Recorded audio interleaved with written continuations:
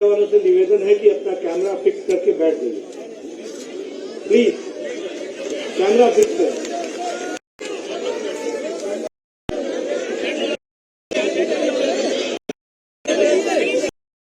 भारत सरकार में मंत्री सम्माननीय वीके सिंह जी, हमारे राज्यसभा में सदस्य और मेरे संसद में साथी अनिल अग्रवाल जी, हमारे राष्ट्रीय महामंत्री श्री सुनील बंसल जी, जिन्होंने उत्तर प्रदेश के संगठन मंत्री के रूप में लंबे समय काम किया, हमारे सत्येंद्र सिसोदिया जी क्षेत्रीय अध्यक्ष, हमारे दिनेश सिंघल जी हमारे जिला के अध्यक्ष, और संजीव शर्मा जी हमारे महानगर के अध्यक्ष, मंच पर उपस्थित सभी विधायकगण, मंच पर उपस्थित पूर्व सांसदगण, मेयर, उप महापौर, पूर्व महापौर, सभी पार्टी के पदाधिकारी और हमारे इस क्षेत्र में बहुत ही शॉर्ट नोटिस पर एकत्र आए सज्जन वृंद, देवी और सज्जनों, और तकलीफ में खड़े और बैठे हमारे मीडिया के साथी, प्रिंट मीडिया और इलेक्ट्रॉनिक मीडिया के मेरे साथी, आज एक भारत सरकार के कार्यक्रम मेरा माटी मेरा देश, इस कार्यक्रम के तहत मुझे आप सब लोगों के साथ इस कार्यक्रम में शामिल होने का सौभाग्य प्राप्त हुआ है। आप सब लोग इतने जोश में, हर्षोल्लास के साथ आप इस कार्यक्रम में शिरकत करने के लिए आए हैं। यह बताता है आपका देशभक्ति का जज्बा, ये बताता है आपका देशभक्ति का प्रेम, और ये बताता है आपका राष्ट्रभक्ति के लिए समर्पण, जिस हर्षोल्लास के साथ आप इस कार्यक्रम में शामिल हुए। कार्यक्रम की शुरुआत में हमने एक रिकॉर्डेड गीत सुना, देशभक्ति का गीत, और उस देशभक्ति के गीत के पहले भारत के आदरणीय प्रधानमंत्री नरेंद्र मोदी जी का एक छोटा सा वक्तव्य भी हमने सुना। यह मेरा माटी मेरा देश, ये भारत का एक आह्वान है कि हम जहां अभी अमृत वर्ष, आजादी के अमृत वर्ष, आजादी का अमृत महोत्सव मना करके 15 अगस्त को हमने अमृत काल में प्रवेश किया है, इस अमृत काल के संकल्प को बारंबार दोहराने का और अमृत काल की शुरुआत में संकल्प लेने का अवसर है, इस बात को भी हमको ध्यान में रखना चाहिए। और इसीलिए मेरा माटी मेरा देश के माध्यम से इस अमृत काल की शुरुआत देश के 140 करोड़ देशवासी अपने आप को इसमें जोड़ते हुए देश को आगे ले जाए, इस संकल्प को हम दोहराने के लिए इस कार्यक्रम को कर रहे हैं। मित्रों, ये कार्यक्रम की संकल्पना इस तरीके से है कि हमारे देश को राष्ट्रभक्ति से ओतप्रोत है जो देश, उसके राष्ट्रभक्तों को याद करना, उनको समर्पण भाव से, उनको याद करते हुए समर्पित भाव से उनके बताए रास्ते पर चलने के लिए अपना समर्पण करना, इस उद्देश्य को लेकर के हम चले।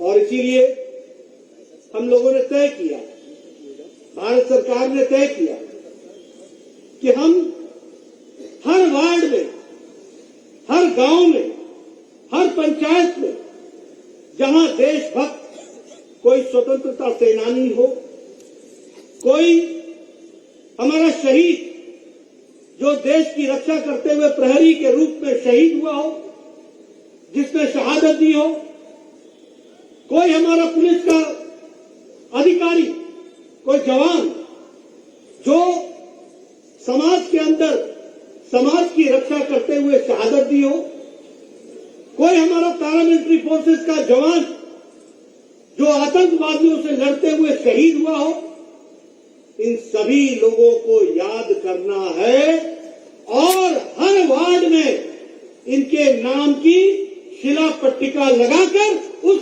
समाज को जागृत करते हुए आगे बढ़ाना है। और इसी के तहत मुझे आज मोहित शर्मा, हमारे शहीद मोहित शर्मा, उसके घर जाने का मौका मिला। जिस तरीके से उन्होंने कुपवाड़ा में 2009 में अपनी शहादत दी, आतंकवादियों से लड़े, आतंकवादियों का दस्तनाबूद किया और ये लड़ते लड़ते वो शहीद हुए, उनको याद करने के लिए मैं आज उनके गृह स्थान पर गया। ऐसे ही हमारे लाखों कार्यकर्ता, करोड़ों साथियों के साथ इन सभी शहीद के घर पर जाके उनके माँ बाप को, उनके भाई बहन को ये याद दिलाना है कि वो अकेले किसी परिवार के नहीं है, सारा देश उनके साथ है और उस शहादत को हमको ध्यान रखना है।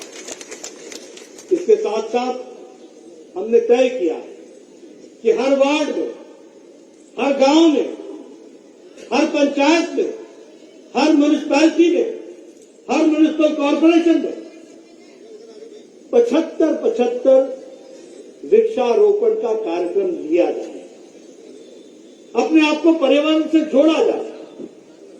और हर घर से मैंने भी आज 5 घरों में जाकर एक चुटकी मिट्टी उनके घरों से ली है और चावल के 2 दाने, इसको हमने हर वार्ड में कलश में एकत्र करना है और यह कलश वार्ड से म्युनिसिपल कॉर्पोरेशन या कमेटी तक पहुंचेगा और वहां से यह प्रदेश के कैपिटल में जाएगा।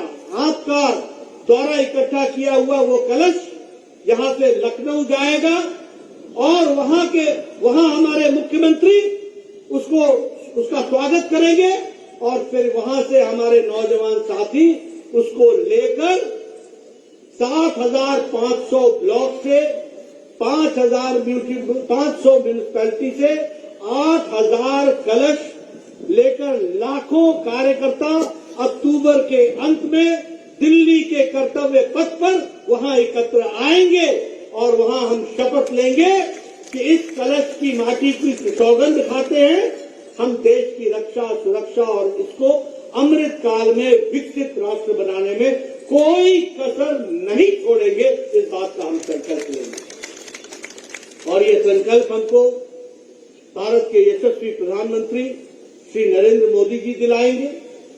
इसमें हमको शामिल होना है और वहीं नेशनल वॉर मेमोरियल, वहां नेशनल वॉर मेमोरियल के समीप एक बहुत बड़ा अमृत वाटिका बनेगी और उस अमृत वाटिका में देश भर से लाए हुए पौधे, 7,500 ब्लॉक से लाए हुए पौधे, 500 म्युनिसिपैलिटी से लाए हुए पौधे वो अमृत वाटिका में लगाए जाएंगे और अमृत काल का संकल्प लिया जाएगा। इस कार्यक्रम में आज आप लोग यहां पर शामिल हुए हैं। मेरा आपसे निवेदन है कि आप घर घर जाइए, गांव जाइए, पंचायत जाइए, हर घर में शपथ दिलाइए। 140 करोड़ के देश को जोड़कर अमृत काल के संकल्प को लेकर, मैं देख रहा हूं यहां सब जवान बैठे हैं और सबने अगले 25 साल देखना है, 2047 की सुबह देखनी है, तो 2047 की 15 अगस्त की सुबह हम भारत को एक विकसित राष्ट्र के रूप में देखें, इस बात की हमको संकल्प ला लेंगे। और इसीलिए इस काम को हम सब लोगों ने मेरा माटी मेरा देश इस माध्यम से इस कार्यक्रम को शुरुआत करने का तय किया है। कल भारत के गृह मंत्री ने दिल्ली में इसकी शुरुआत की। मुझे यहां आज आने का सौभाग्य मिला है और आप सबके दर्शन करने का मौका मिला है। आपसे मैं यही निवेदन करना चाहूंगा कि हम अपने देश को विकसित राष्ट्र के रूप में आगे बढ़ाएं। आपने देखा होगा आज हमारा देश इंफ्रास्ट्रक्चर में कितना आगे बढ़ चला है। आपको जान करके खुशी होगी कि पिछले 9 सालों के अंदर भारत ने अर्थव्यवस्था में जो 11वें पायदान पर खड़ा था, आज ब्रिटेन जिसने हमको 200 साल से ज्यादा राज किया, उसको पछाड़कर 5वीं सबसे बड़ी अर्थव्यवस्था बन गई। आज स्टील में, उत्पादन में हम 4थे नंबर से 2रे नंबर पर पहुंच गए। आज ऑटोमोबाइल इंडस्ट्री के मार्केट में हम जापान को पछाड़ करके 3रे नंबर पर खड़े हो गए। आज आपके पास जो मोबाइल है जिससे आप मेरी तस्वीर और इस कार्यक्रम की तस्वीर ले रहे हैं, ये 9 साल पहले मेड इन चाइना हुआ करता। आज आपके हाथ में जो मोबाइल है वो मेड इन इंडिया है। 97% मोबाइल अब भारत में बन रहे हैं। एप्पल भी अब इंडिया में बन रहा है। आज इलेक्ट्रॉनिक गुड्स में 500% का इजाफा हुआ है। आज 70,000 करोड़ रुपीस का हमारा एक्सपोर्ट इलेक्ट्रॉनिक गुड्स का बढ़ा है। उसी तरीके से फॉरेन डायरेक्ट इन्वेस्टमेंट देश में बढ़ा। इंफ्रास्ट्रक्चर में एक परिवर्तन आया। आज से 10 साल पहले, 15 साल पहले जब मुझे कभी गाजियाबाद, मोहन नगर आना पड़ता था तो ऐसा लगता था जैसे पता नहीं मैं दिल्ली से कौन सी दूसरी दुनिया में जा रहा हूं। आज कोई बोलता है फलाना फ्लाईओवर पकड़ लो, कोई बोलता है फलाना एलिवेटेड रोड पकड़ लो। जिस रोड पर चलो तो ब्रेक मारने की जरूरत ही नहीं है जब तक गाजियाबाद में आ जाए, मोहन नगर में आ जाए। ये परिवर्तन। आज आपके बगल में जेवर का इंटरनेशनल एयरपोर्ट एशिया का नंबर 1 एयरपोर्ट बन रहा है। इस बात को भी हमको ध्यान रखना है। ये परिवर्तन एयरवेज, रोडवेज, रेलवेज, वाटरवेज, हर तरीके की कनेक्टिविटी ये हमको देखने को मिल रही है। ये विकसित भारत के लक्षण हमको दिख रहे हैं और मोदी जी के नेतृत्व में 9 साल के अंदर इसको हमने हासिल किया। इसको आगे बढ़ाना है। मोदी जी ने संकल्प लिया है कि 2024 के बाद भारत 5वें नंबर पर नहीं रहेगा, 3री अर्थव्यवस्था बन करके आएगी। आज भारत चंद्रयान के माध्यम से चंद्रमा पर, दक्षिणी ध्रुव पर पहला हमारा चंद्रयान उतरने वाला दुनिया का पहला है। इस बात को भी हमको ध्यान रखना है। आज L1 लॉन्च हुआ। आदित्य L1 सूर्य की स्टडी करने के लिए जाएगा। आप सोचिए, कभी 9 साल पहले आप ये कल्पना कर सकते थे? 9 साल पहले जब मैं 2G बोलता था तो आपके दिमाग में दूसरी तस्वीर आती थी। कनेक्टिविटी की नहीं आती थी, भ्रष्टाचार की आती थी। गलत तो नहीं बोल रहा? गलत तो नहीं बोल रहा भाई? 2G, 3G, फलाना जी के जीजा जी, क्या तमाशा। आज जब 5G बोलता हूं तो ग्रोथ, डेवलपमेंट, आगे बढ़ने का रास्ता, विकसित तरीके से आगे चलने का रास्ता और मोदी जी के नेतृत्व में चलने का रास्ता ये हमको साफ दिखता है। इसको भी हमको समझना चाहिए। इसलिए मित्रों, आपका ज्यादा समय न लेता हुआ आपको जरूर ये कहूंगा। अब ये कल बंबई में कुछ लोग एकत्र आए थे। कौन थे ये लोग?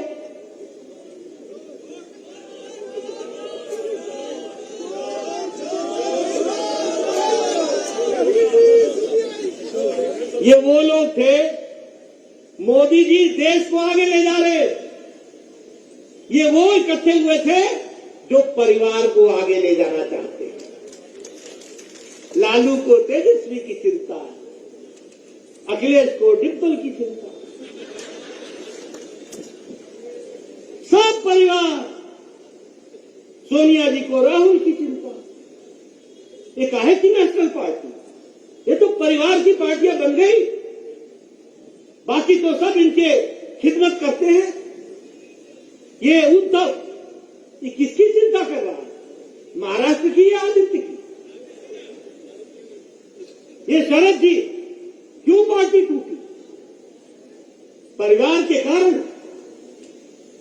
ये परिवारवाद, ये परिवार के प्रति प्रेम, ममता दीदी पीसी, बंगला में पीसी बुआ को बोलते हैं, पीसी और भतीजा भाईपो, तो पीसी को भाईपो पसंद है। तृणमूल कांग्रेस किस लिए है? बंगाल के लिए नहीं है, भतीजे के लिए है। इसको भी हमको समझना चाहिए। ये परिवारवाद, लालू, राबड़ी, तेजस्वी, तेज प्रताप, मीसा, कोई परिवार के बाहर का नाम दिखता है? ये परिवारवाद। तो ये परिवार को जिंदा रखने के लिए वहां इकट्ठे आए। और किस लिए आए थे? कोई रेल के भर्ती में जमीन लेने के घोटाले में था, कोई चारा घोटाले में बेल पर था, कोई नेशनल हेराल्ड के केस में आप बताइए मां बेटा दोनों बेल पर है कि नहीं है? है कि नहीं है? तो ये सब लोग इकट्ठे हुए जो भ्रष्टाचार में ऊपर से नीचे।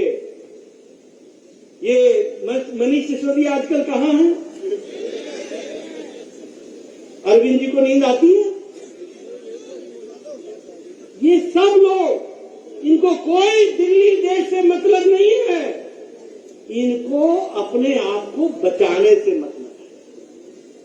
और तुष्टीकरण में जो मर्जी सो कर लो। अभी कर्नाटक की सरकार कांग्रेस की बनाई, क्या कर रहे हैं? वह मुस्लिम कोटा बना रहे, जो रिलीजन के आधार पर कोटा ही नहीं है, रिजर्वेशन का।